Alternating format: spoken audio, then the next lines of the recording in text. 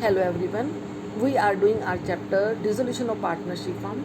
In this video, we will discuss the question number 13. This is a statement of practical 13. The following is the balance sheet of ABC as at 31st March 2018. Liabilities, assets. The profit and loss sharing ratio of the partners are 3:2:1 at the above date. Partners decide to dissolve the firm. Firm dissolve हो रही है तो first of all we will close the accounts of assets and after then liabilities. Bank account में debit side जाएगा 15,000 bank account. Balance BD 15,000. BR 12,000 realisation account में. Sundry debtors 40,000. Stock 40,000. Sundry debtors 40,000.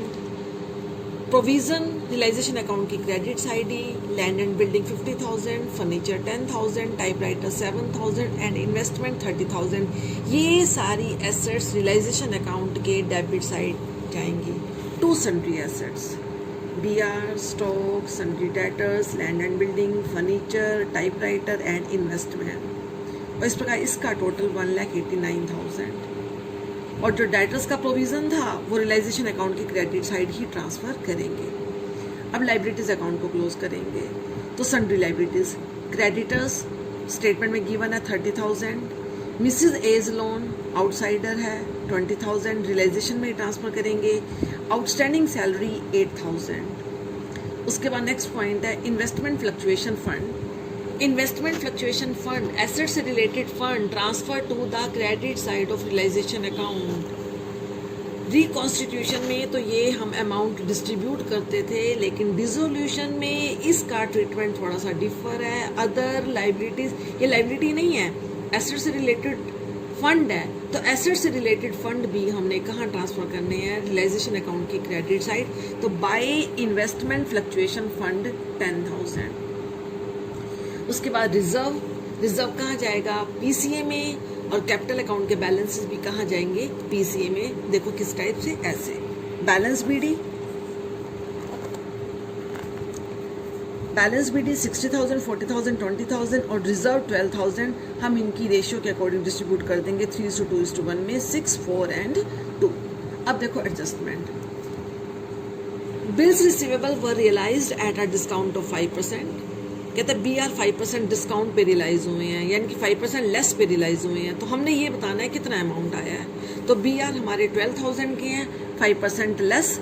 तो 12,000 का 5% 600. तो 600 माइनस करके लिखेंगे BR 11,400. Debtors were all good.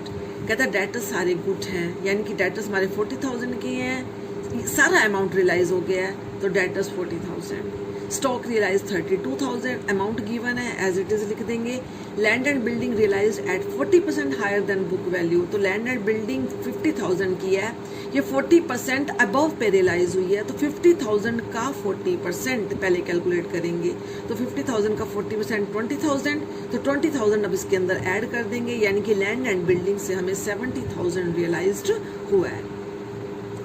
आगे next point है second. Furniture was sold for ₹6,000 by auction. Auction means नीलामी की है फर्नीचर की. And auctional commission amounted to ₹300. कहता है और ऑक्शनल की कमीशन है 300. हमने नेट अमाउंट बताना है कि हमें इस एसेट के बिहाफ पर कितना अमाउंट रिसीव हुआ है. तो फर्नीचर 6,000, लेकिन इसके बिहाफ पे 300 हमारे एक्सपेंस हुए हैं, इसी में से ही माइनस कर देंगे. यानी कि फर्नीचर के बिहाफ पे हमें कितना अमाउंट रियलाइज हुआ है? 5,700. Furniture 6,000 minus 300, 5,700. Next transaction. Typewriter were taken over by A for an agreed valuation of ₹5,000. Typewriter को A ने टेक ओवर कर लिया है, तो A के कैपिटल अकाउंट में डालेंगे, लेकिन रियलाइजेशन अकाउंट की credit side by A's capital 5,000. उसके बाद आगे नेक्स्ट है investment were sold in the open market at a price of ₹25,000 for which a commission of 2% was paid to the broker. Same वही point कि asset के behalf पे अगर कोई एक्सपेंस होता है तो उसी में से माइनस करते हैं. हाँ, इसका दूसरा प्रोसीजर भी है कि 25,000 को क्रेडिट साइड लिख दो और उसके बिहाफ पे जो एक्सपेंस हुए हैं वो रियलाइजेशन अकाउंट की डेबिट साइड. बट हम उसी में से ही माइनस कर देते हैं। तो 25,000 का 2% 500 हमारी कमीशन है, तो इसी में से ही माइनस करेंगे। 25,000 माइनस 500 24,500 हमें इन्वेस्टमेंट के भी हाफ पे रियलाइज हुए हैं, तो यहाँ हम लिखेंगे 25,000 माइनस 500 24,500। आगे नेक्स्ट ट्रांजेक्शन है creditors agree to accept 10% less all other liabilities were paid off at their book value. कहता है क्रेडिटर्स 10% लेस पे एक्सेप्ट कर रहे हैं, तो क्रेडिटर्स 30,000 के हैं, 10% 3,000 कम पे करेंगे, तो हमने ये बताना है हमने कितनी पेमेंट की है। तो 30 माइनस 3 27, और अदर लाइबिलिटीज की बुक वैल्यू पे पेमेंट की है, तो अदर लाइबिलिटीज कौन सी हैं? Mrs age loan, outstanding salary, तो इनकी पूरी पेमेंट करेंगे। तो Mrs age loan and outstanding salary 20,000 and 8,000। Investment fluctuation fund कोई एक्सटर्नल लाइबिलिटी नहीं है, हम इसकी पेमेंट नहीं करेंगे। Last transaction the firm retrenched their employees. Retrench का मतलब हटाना। कहता है फर्म ने अपने एम्प्लॉयज को डिसोल्यूशन के 3 मंथ बिफोर ही रिट्रेंच कर दिया, हटा दिया। And the firm had to pay ₹25,000 as compensation, तो इसके लिए फर्म को 25,000 कंपनसेशन देना पड़ा। This liability was not appearing in the above balance sheet, और ये लाइबिलिटी ऊपर बैलेंस शीट में अपीयर्ड नहीं है, लेकिन पेमेंट तो है ना, अनफोर्सिन लाइबिलिटी है।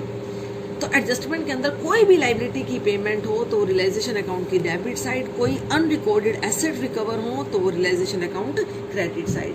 तो यहाँ पे हम 25,000 की पेमेंट कर रहे हैं, तो इसको कहाँ लिखेंगे? Compensation 25,000 realisation account credit side. अब इसके बाद और कोई ट्रांजेक्शन नहीं है, हम इसका अकाउंट क्लोज करेंगे। तो यहाँ पे हमारा क्या आ रहा है? 8400 का लॉस 8400। अब ये लॉस पार्टनर्स में उनकी प्रॉफिट शेयरिंग रेशियो में डिस्ट्रीब्यूट होगा, तो A 4200, B 2800 एंड C 1400। अब हमें स्टेटमेंट के अंदर पार्टनर्स लोन नहीं गिवन, तो वो अकाउंट नहीं बनाएंगे। इसके बाद हम PCA बनाएंगे। तो PCA में हम बैलेंस तो ऑलरेडी ट्रांसफर कर चुके हैं, ये रिजर्व भी हम पहले ही डिस्ट्रीब्यूट कर चुके हैं। अब रियलाइजेशन अकाउंट से पार्टनर्स की ट्रांजेक्शन को ट्रांसफर करना है। तो देखो बाय एज कैपिटल 5,000 है, तो ये कहाँ आएगा? Debit side. उसके बाद ये रियलाइजेशन का लॉस है, तो ये कहाँ आएगा? Debit side. अब यहाँ पे देख लो पार्टनर्स के नाम पे कोई भी ट्रांजेक्शन नहीं है। अब इस अकाउंट को क्लोज करेंगे, तो 66,000 minus this 56,800, B 44,000,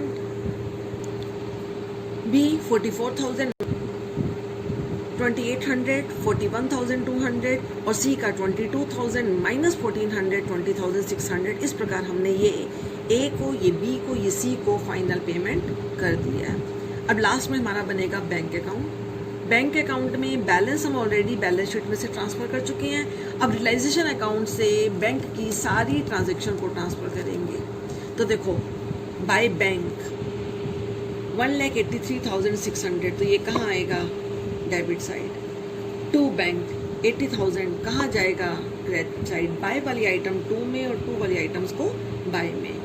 bank account बना रहे हैं तो बैंक वाली ट्रांजेक्शन, PCA बना रहे हैं तो पार्टनर्स की कैपिटल की ट्रांजेक्शन। अब यहाँ तक हो गया। अब ABC में 2 बैंक है, तो ये by A's capital, by B's capital, by C's capital. तो इस प्रकार हमारा टोटल 1,98,600 है।